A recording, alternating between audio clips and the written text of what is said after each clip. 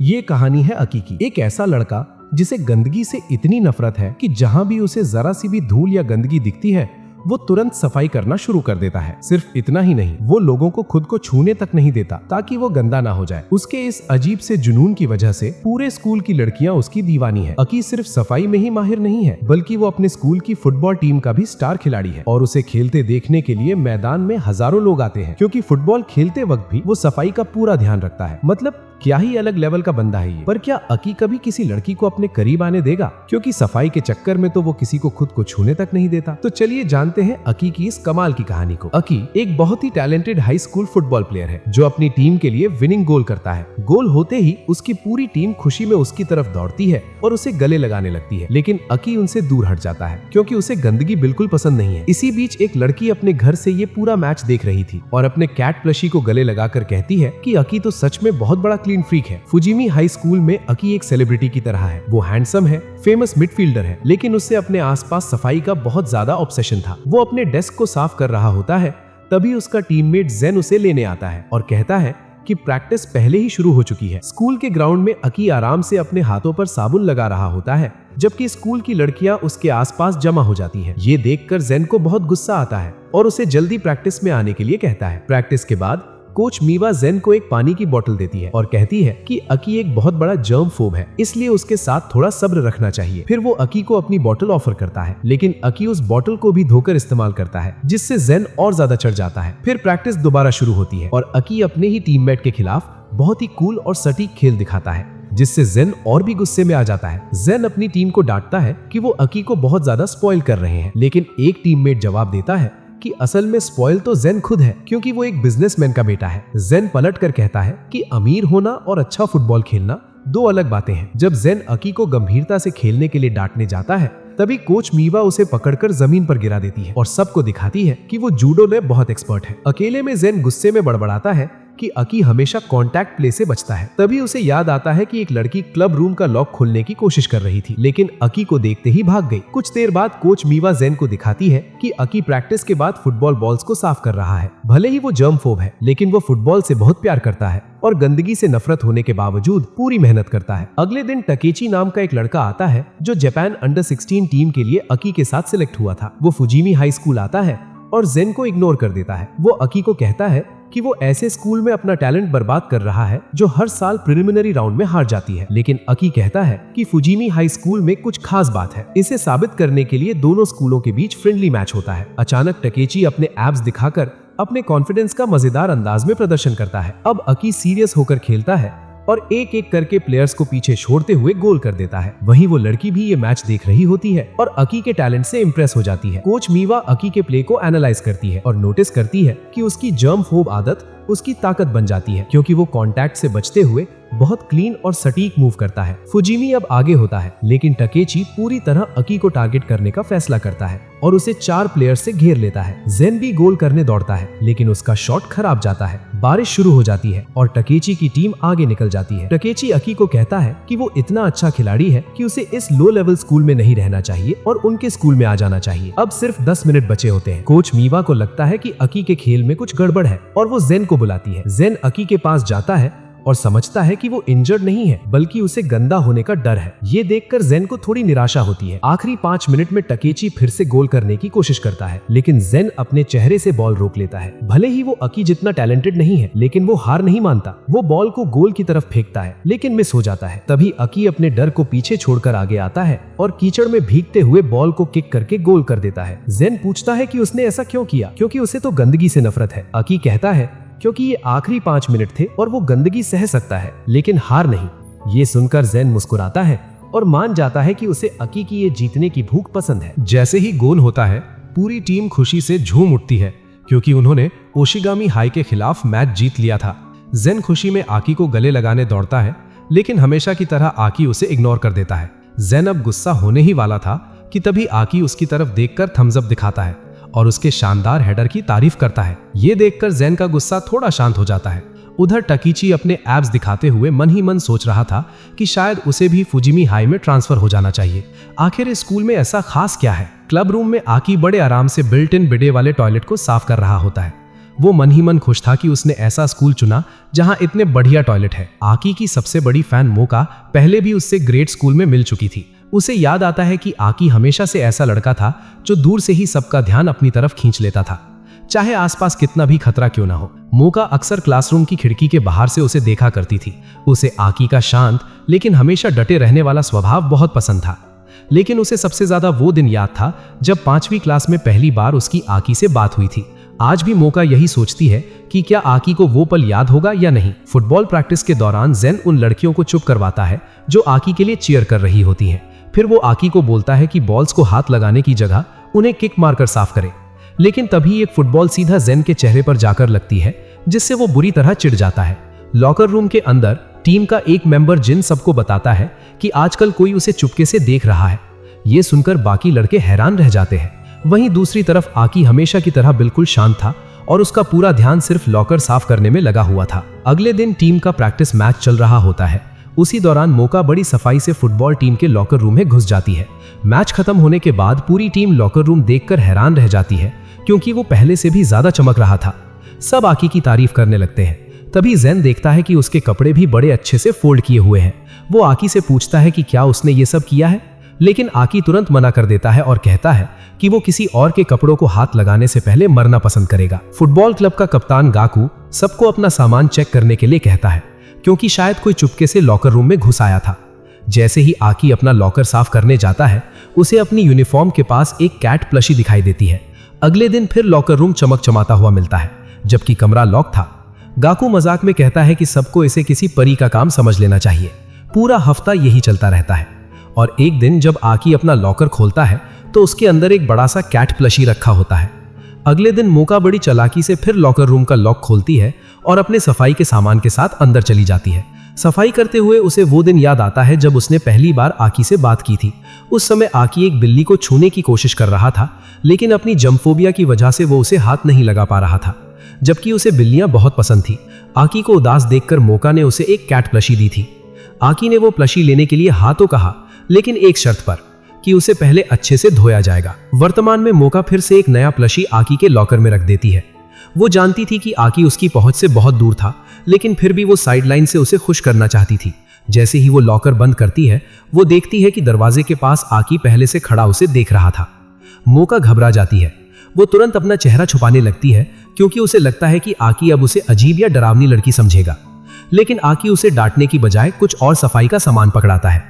फिर वो मोका के बनाए हुए कैट प्लशी को दिखाकर कहता है कि उसका ये अजीब सा चेहरा आज भी बिल्कुल नहीं बदला। आकी उसे देखकर हल्की मुस्कान के साथ कहता है कि उन्हें मिले हुए काफी समय हो गया है। ये सुनते ही मोका की आंखें भर आती हैं, क्योंकि उसे यकीन ही नहीं होता कि आकी को वो अब तक याद है। तभी अचानक जेन पूरी टीम के साथ वहां पहुंच जाता है और आकी को डांटना शुरू कर देता है। वो लोग उसे लड़की को चुपके से अंदर लाने और प्रैक्टिस छोड़ने के लिए सुनाने लगते हैं। उसी दौरान सबको पता चल जाता है कि लॉकर रूम की सफाई वाली परी असल में मोका ही थी। अपने कारण सबको परेशानी होने पर मोका शर्मिंदा होकर जल्दी से माफी मांगती है। वो कहती है कि वो बस उनकी मदद करना चाहती थी, काम आना चाहती थी। हालांकि वो ये बात छुपा जाती है कि वो ये सब सिर्फ आकी के लिए कर रही थी। टीम के लड़के उसकी बात सुनकर इमोशनल हो जाते हैं, खासकर इसलिए क्योंकि इतनी प्यारी लड़की उनके लिए इतना कर रही थी। सब मिलकर कप्तान गाकू से कुछ करने की विनती करने लगते हैं। आखिरकार मुश्किल में फंसकर गाकू मोका को टीम की ऑफिशियल मैनेजर बना देता है, ताकि वो खुलकर उनकी मदद कर सके। प्रैक्टिस के दौरान मोका सबको पानी की बोतलें बांट रही होती है।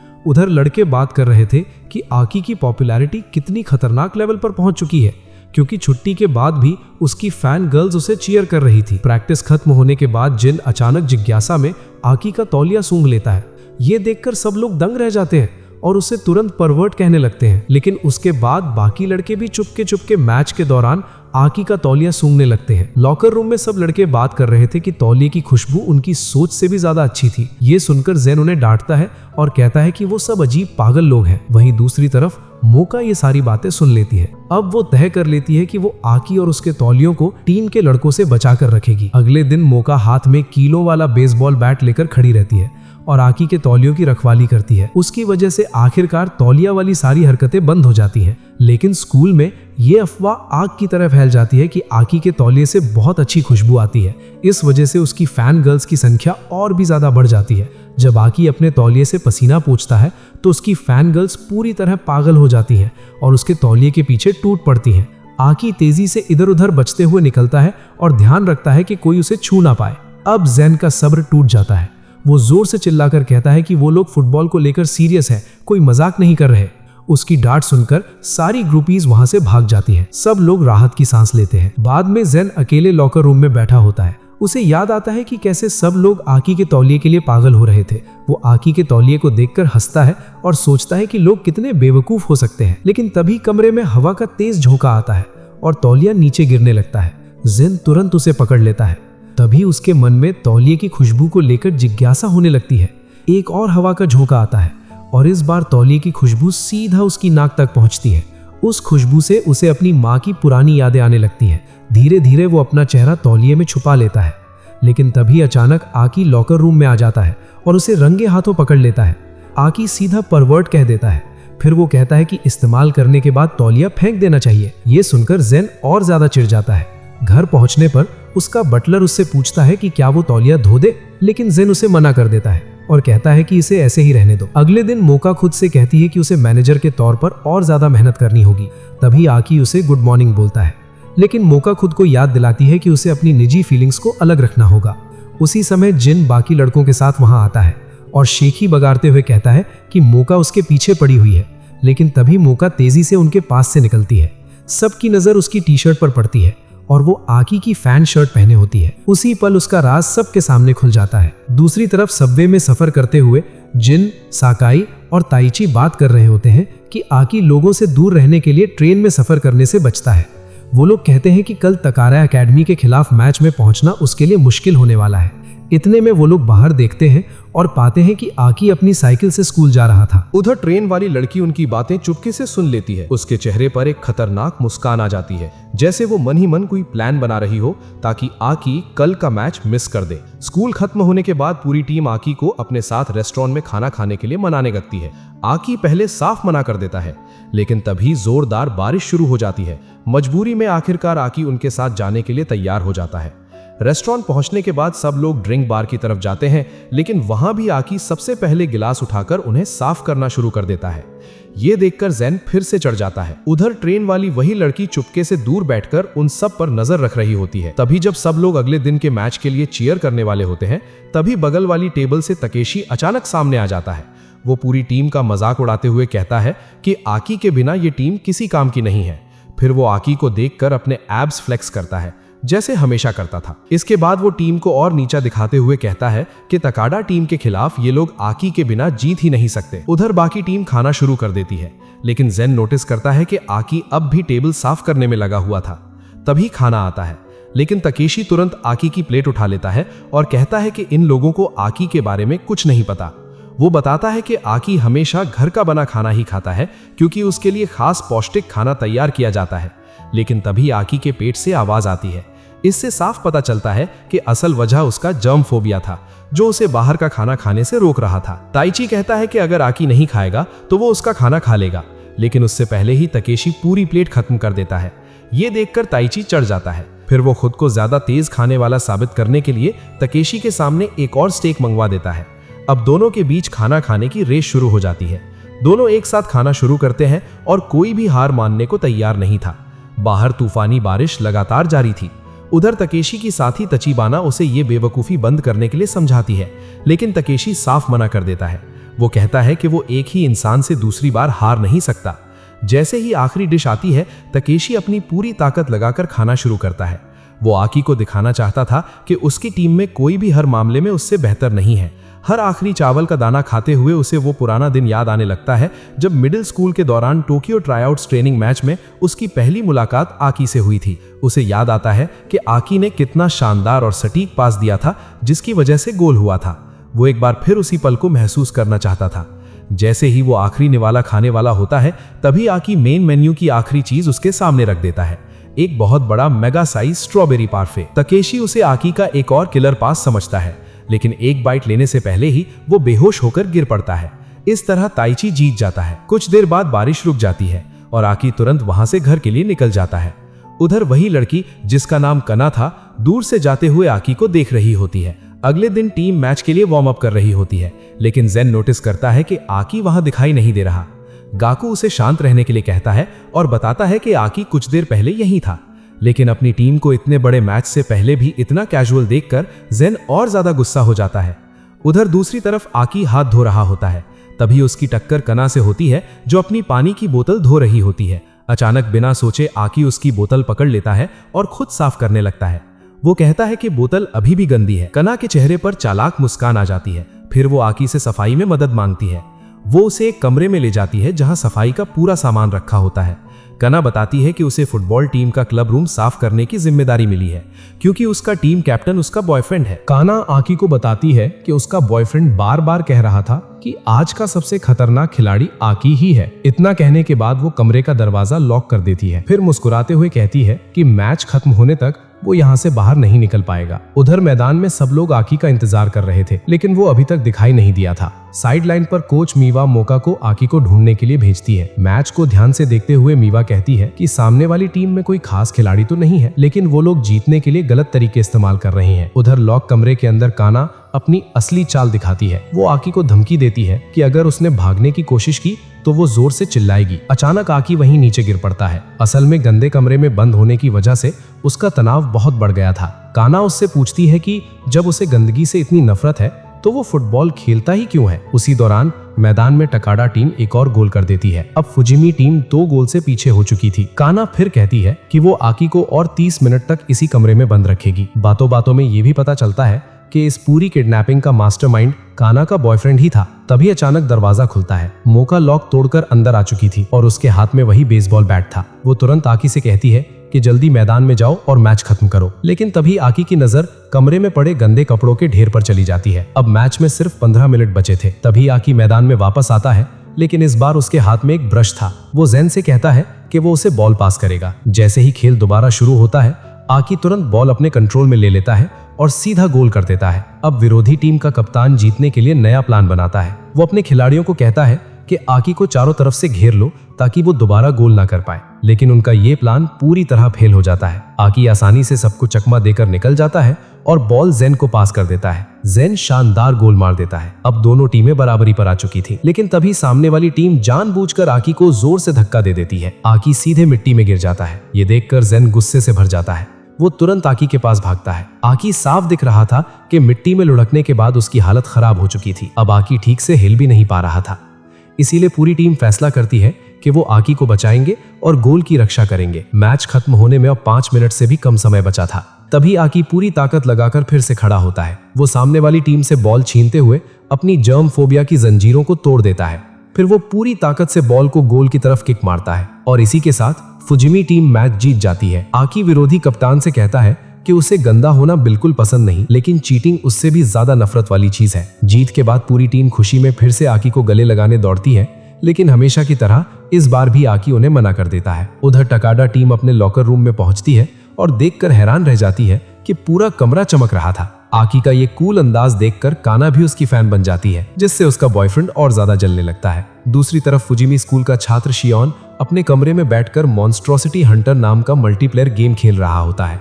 वो अपने ऑनलाइन दोस्तों के साथ मिलकर एक मॉन्स्टर से लड़ रहा होता है। खेलते हुए वो बताता है कि वो भी आकी की तरह बहुत बड़ा क्लीन फ्रीक है। असल जिंदगी में गंदगी का डर उसे इतना तनाव देता है कि उसके असली दोस्त लगभग ना के बराबर है। इसीलिए उसके ऑनलाइन दोस्त ही उसकी असली दुनिया बन चुके थे। उधर टीम अपनी जीत सेलिब्रेट कर रही होती है, लेकिन शियोन मन ही मन कहता है कि उसे अपनी क्लीन फ्रीक वाली आदत सबसे छुपा कर रखनी होगी। अगली सुबह शियोन बहुत जल्दी क्लास में पहुंच जाता है। जब पूरा कमरा खाली था, वो तेजी से कुर्सियां और टेबल रगड़ रगड़ के साफ करने लगता है, लेकिन तभी उसे आकी के आने की आवाज सुनाई देती है और वो तुरंत सफाई करना बंद करके ऐसे बैठ जाता है जैसे वो शुरू से अपनी सीट पर आराम से बैठा हुआ था। अब जब क्लास में एक और क्लीन फ्रीक आ चुका था, तो अब शियोन की बारी थी कमरे की सफाई करने की। वो चुपचाप पूरी क्लास को साफ करता रहता है, जबकि उसके मन में यही चल रहा था कि सुबह का ये वक्त ही दिन का इकलौता समय है जब वो आराम से सांस ले पाता है। और थोड़ी ही देर बाद समझ भी आ जाता है कि वो ऐसा क्यों सोचता था। जैसे जैसे क्लास भरने लगती है, उसके क्लासमेट्स गंदगी फैलाना शुरू कर देते हैं। उनमें से एक लड़का तो शियोन की डेस्क पर दूध तक गिरा देता है। वो लड़का तुरंत टेबल साफ करने की कोशिश करता है, लेकिन वो कपड़ा इस्तेमाल करने की बजाय अपनी शर्ट की बाजू से टेबल पहुंचने लगता है। ये देखकर शियोन अंदर ही अंदर और ज्यादा परेशान हो जाता है। फिर भी बाहर से वो सिर्फ हल्की सी मुस्कान बनाए रखता है। बाद में होम इकोनॉमिक्स की क्लास में सबको रोल्ड ऑमलेट और मीसो सूप बनाने का काम दिया जाता है। जहाँ पूरी क्लास सब्जियां काटने में उलझी हुई थी, वहीं शियोन बड़े आराम और सफाई से सब्जियां काट रहा था। वो इस काम में पहले से ही माहिर था, लेकिन तभी आकी अपनी उससे भी ज्यादा शानदार कटिंग स्किल्स दिखा देता है। ये देखकर शियोन के अंदर मुकाबले की आग जल उठती है। अब वो और तेजी से सब्जियां काटने लगता है। वो एक के बाद एक कई डिश तैयार कर देता है। तभी उसकी क्लासमेट यूका मदद करने की कोशिश करती है, लेकिन शियोन उसे मना कर देता है और कहता है कि सब कुछ वो खुद संभाल लेगा। असल में वो ये राज छुपा रहा था कि अगर खाना उसने खुद ना बनाया हो तो वो उसे खा ही नहीं सकता। यूका उसकी बनाई हुई डिश चखने लगती है, लेकिन जैसे ही वो करछी को अपने होठों से लगाती है, शियोन अंदर से बेचैन हो उठता है। उधर दूसरी तरफ आकी भी अपनी डिश बनाकर तैयार कर चुका था। पूरी क्लास उसकी खुशबू की तारीफ करने लगता है। कुछ स्टूडेंट्स जैसे ही उसका खाना चखते हैं, वो लोग खुशी से झूम उठते हैं और देखते ही देखते पूरी क्लास आकी के खाने के लिए टूट पड़ती है। दूसरी तरफ सकाई, जिन और ताइची को भी उनकी क्लास से खाने की खुशबू महसूस होने लगती है। उनकी पूरी क्लास बीच पीरियड में ही उठकर होम रूम की तरफ भागने लगती है, लेकिन वहां पहुंचते ही उनकी उम्मीद टूट जाती है, क्योंकि मीसो सूप पहले ही खत्म हो चुका था। तभी शियोन उन्हें अपना ताजा बनाया हुआ फ्राइड राइस ऑफर करता है और सब लोग तुरंत खाने बैठ जाते हैं। चश्मा पहने क्लीन फ्रीक शियोन खुद पर बड़ा गर्व महसूस कर रहा था, लेकिन उसे बिल्कुल अंदाजा नहीं था कि उसी समय आकी चिकन राइस तैयार कर चुका है। ताइची उसे खाने की कोशिश करता है, लेकिन आकी उसे रोककर कहता है कि अभी रुको, क्योंकि उसने ऊपर वाला एग टॉपिंग अभी डाला नहीं है। जैसे ही पूरी क्लास को पता चलता है कि ये ऑमलेट राइस डिश है, पूरा माहौल फिर से पागलपन में बदल जाता है। शियोन अब चिढ़कर एक और डिश बनाने का सोचता है, लेकिन तभी उसे पता चलता है कि उसके पास जरूरी सामान ही नहीं बचा। तभी कई लड़कियां डाइनिंग हॉल से ढेर सारी सामग्री लेकर आ जाती हैं। अब शियोन फिर से एक कमाल की डिश तैयार करता है, लेकिन आकी भी तुरंत उसके जवाब में नई डिश बना देता है। ये मुकाबला लगातार चलता रहता है। इसी दौरान शियोन को अपना बचपन याद आने लगता है। उसे याद आता है कि उसके पिता कभी समझ ही नहीं पाए कि वो खाने की टेबल पर रखा खाना क्यों नहीं खाता था। उस समय छोटा शियोन खुद को बहुत अकेला और फंसा हुआ महसूस करता था, क्योंकि वो किसी को ये समझा नहीं पाता था कि वो सिर्फ वही खाना खा सकता है जो उसने खुद बनाया हो। अब वो आकी को देखता है और सोचता है कि शायद उसकी परेशानी भी बिल्कुल वैसी ही है। स्कूल खत्म होने के बाद होम रूम में सिर्फ शियोन और आकी बचे होते हैं। तभी चश्मा पहने शियोन की नजर आकी के कॉफी कप पर पड़ती है। वो देखता है कि आकी ने कॉफी के ऊपर एक प्यारा सा जानवर वाला फेस बनाया हुआ था। ये देखकर शियोन समझ जाता है कि आकी सिर्फ क्लीन फ्रीक होने की वजह से खाना नहीं बनाता, बल्कि उसे सच में खाना बनाना पसंद है। दूसरे दिन शियोन अपने कमरे में बैठकर मॉन्स्ट्रोसिटी हंटर खेल रहा होता है। तभी उसका एक गिल्डमेट बताता है कि कोई नया खिलाड़ी उनकी टीम में शामिल होना चाहता है। शियोन जैसे ही उस नए खिलाड़ी का अवतार देखता है, वो चौंक जाता है, क्योंकि उस नए खिलाड़ी का अवतार बिल्कुल आकी जैसा दिख रहा था। लेकिन असली आकी के उल्टा ये नया खिलाड़ी खुद को बहुत एनर्जेटिक और लोगों से घुलने मिलने वाला इंसान बताता है। अचानक गेम में एक बड़ा मॉन्स्टर टीम पर हमला कर देता है। तभी सोन एक भारी लोहे की गेंद को जोर से किक मारता है और एक ही बार में मॉन्स्टर को हरा देता है। ये देखकर शियोन को फिर से आकी की याद आ जाती है। जीत के बाद सोन खुशी में अपने टीममेट्स को हाई फाइव देता है और यही चीज शियोन को सोच में डाल देती है। अगले दिन स्कूल में आकी बड़े ध्यान से स्कूल के मैदान को रगड़ रगड़ कर साफ कर रहा होता है। दूर खड़ा शियोन उसे चुपचाप देख रहा होता है। जैसे ही आकी वहां से निकलता है, शियोन की नजर उसके बैग पर लगे मॉन्स्ट्रोसिटी हंटर के ऑफिशियल हंटर की रिंग पर पड़ती है। फिर वो अपने खुद के हंटर की को देखता है, जिस पर उसका गेम नेम स्मार्ट लिखा हुआ था। बाद में शियोन फिर से गेम में लॉग इन करता है और अपने गिल्डमेट्स के साथ ग्रुप रूम में बातें करने लगता है। सब लोग सोन की तारीफ कर रहे थे, क्योंकि उसके टीम में आने के बाद से वो लोग एक भी मैच नहीं हारे थे। टीम की एक लड़की खुलकर बोल देती है कि उसे सोन पर क्रश हो गया है। ये सुनकर सोन इतना शर्मिंदा हो जाता है कि वो तुरंत वहां से भाग जाता है। बाद में असली दुनिया में शियोन अपने हंटर की को ध्यान से देख रहा होता है। वो मन ही मन यही सोच रहा था कि आखिर वो आकी के इतना करीब कैसे जाए, ताकि पक्का कर सके कि वही गेम वाला सन है। तभी यूका उससे पूछती है कि क्या वो उसके नोट्स थोड़ी देर के लिए ले सकती है, लेकिन शियोन अंदर ही अंदर नहीं चाहता था कि कोई उसकी चीजों को हाथ लगाए। इसलिए वो यूका से कहता है कि वो उसके नोट्स की फोटो ले ले, लेकिन यूका बताती है कि उसके फोन की बैटरी लगभग खत्म हो चुकी है। फिर वो जिद करने लगती है कि उसे बस थोड़ी देर के लिए नोट्स उधार दे दे। अब शियोन के पास कोई दूसरा रास्ता नहीं बचता। वो क्लास से बाहर निकल जाता है और कुछ देर बाद टीचर्स ऑफिस से नोट्स की कॉपी बनवाकर वापस आता है। ये देखकर यूका खुश हो जाती है और अपनी सीट पर लौट जाती है। लेकिन तभी जब वो अपना लॉकर खोलती है, उसे पता चलता है कि उसके पीई वाले कपड़े गायब हैं, क्योंकि भीड़ वाली क्लास में किसी के लिए चोरी करना मुश्किल था और यूका ने खुद वो कपड़े पिछली रात लॉकर में रखे थे। इसलिए सबको शक होने लगता है कि सुबह सुबह शियोन ने ही वो कपड़े चुराए होंगे। कुछ लड़के उससे कहते हैं कि वो अपना बैग खुलकर दिखाए। तभी एक क्लासमेट शियोन को पकड़ लेता है। ये होते ही शियोन बुरी तरह घबरा जाता है और जोर से चिल्लाकर कहता है कि उसे हाथ मत लगाओ। लेकिन इससे वो और भी ज्यादा दोषी लगने लगता है। अब सारे लड़के उसके पीछे भागने लगते हैं। आखिरकार वो सब शियोन को पकड़कर जमीन पर दबा देते हैं। शियोन पूरी कोशिश कर रहा था कि उसका चेहरा जमीन को ना छुए, तभी अचानक आकी वहां आ जाता है। उसके हाथ में यूका के कपड़ों वाला बैग था। दूसरी क्लास का एक लड़का बताता है कि उसे ये बैग उसके लॉकर में मिला।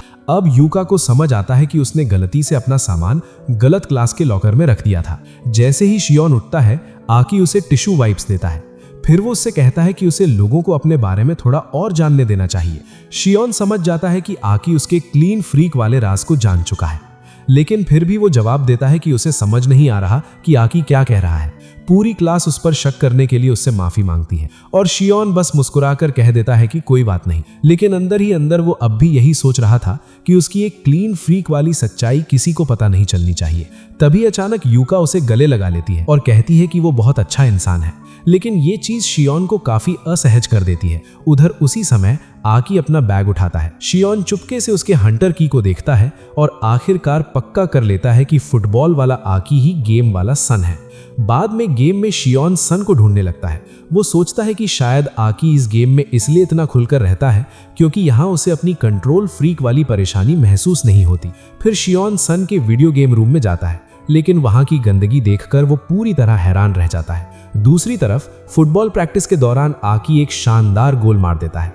ये देखते ही उसका फैन क्लब खुशी से पागल हो उठता है, लेकिन सबसे ज्यादा हैरानी की बात यह थी कि उनकी टीम का कप्तान गाकू भी उन्हीं के साथ खड़े होकर आकी के लिए चीयर कर रहा था। पूरा माहौल देखकर जिन भी अपनी मशहूर बट किपी अपी ट्रिक करना शुरू कर देता है। उसकी बेवकूफी भरी कॉमेडी यही नहीं रुकती। टीममेट्स बार बार उसे बॉल पास करते हैं और वो अपने अजीब स्टाइल में उसे पीछे से उछालकर वापस मारता रहता है।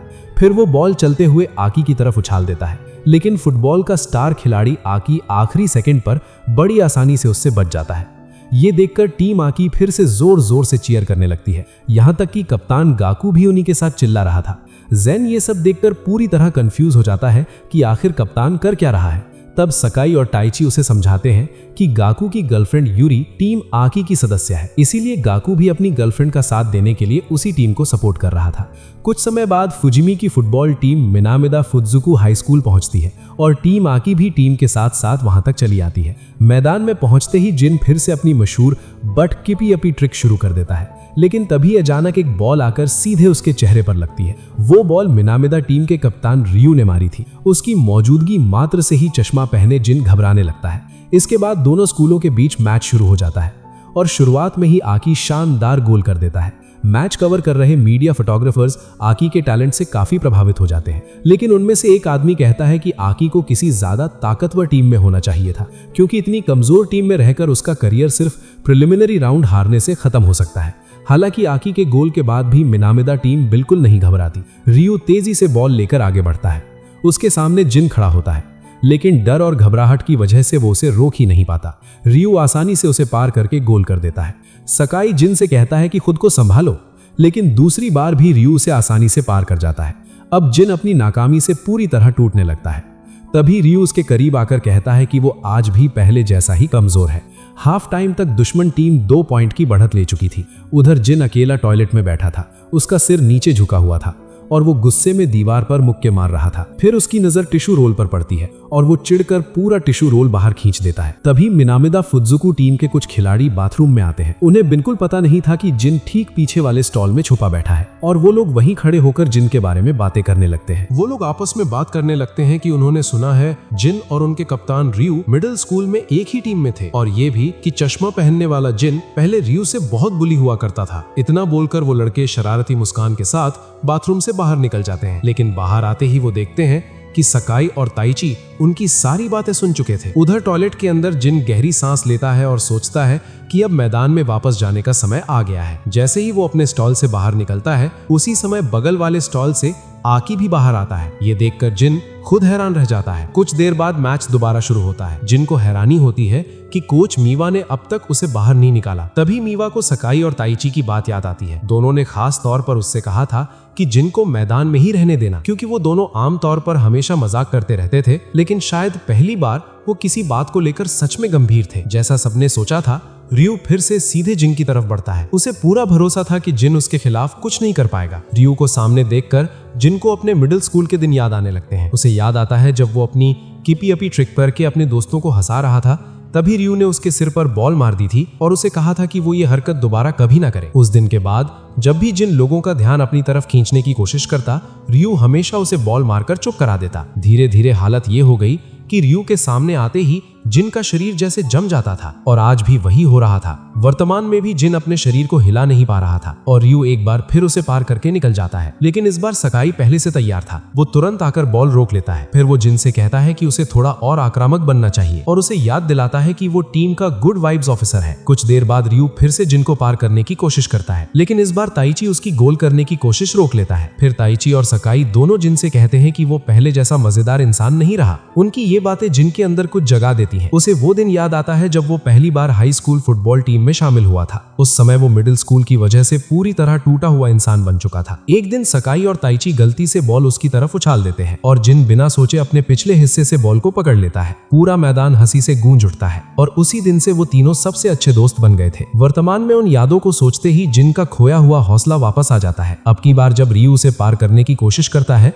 तो जिन खुद उससे बॉल छीन लेता है। बॉल सीधे आकी के पास पहुंचती है, लेकिन तुरंत विरोधी टीम के खिलाड़ी उसे चारों तरफ से घेर लेते हैं। उधर जिन तेजी से आगे भागता है। उसे याद आता है कि बाथरूम में आकी ने उससे कहा था कि सेकंड हाफ में वो उसे पास देगा और ठीक वैसा ही होता है। आकी शानदार पास जिन की तरफ भेज देता है, लेकिन जिन को समझ ही नहीं आता कि उस पोजीशन से गोल कैसे करे। तभी आकी उसकी तरफ देखता है और समझ जाता है कि अगर जिन अपनी वही मजेदार सिग्नेचर मूव इस्तेमाल करे तो वो मैच जिता सकता है। अचानक जिन गलती से अपने पिछले हिस्से से ही बॉल को गोल में मार देता है और गोल हो जाता है। जिन जोर जोर से हंसने लगता है और कहता है कि उसने ये जानबूझकर किया था। पूरा टीम खुशी में उसके ऊपर टूट पड़ता है। सब उसे गले लगाकर नीचे गिरा देते हैं। आखिरकार फुजिमी टीम आसानी से मैच जीत जाती है। उधर मैच कवर कर रहे वही नकारात्मक सोच वाला मीडिया वाला आदमी अपने साथी से कहता है कि भले ही फुजिमी जीत गई हो, लेकिन आकी ने इस मैच में बहुत खराब खेला। उसका साथी जवाब देता है कि शायद आकी ने जानबूझकर अपने दोस्त को चमकने का मौका दिया ताकि उसका आत्मविश्वास वापस आ सके। लेकिन वो आदमी कहता है कि अगर सच में ऐसा है तो ये बहुत बेवकूफी भरा फैसला था जो उसका करियर खत्म कर सकता था। फिर भी आकी की आंखें साफ बता रही थी कि उसे अपने फैसले का कोई पछतावा नहीं था।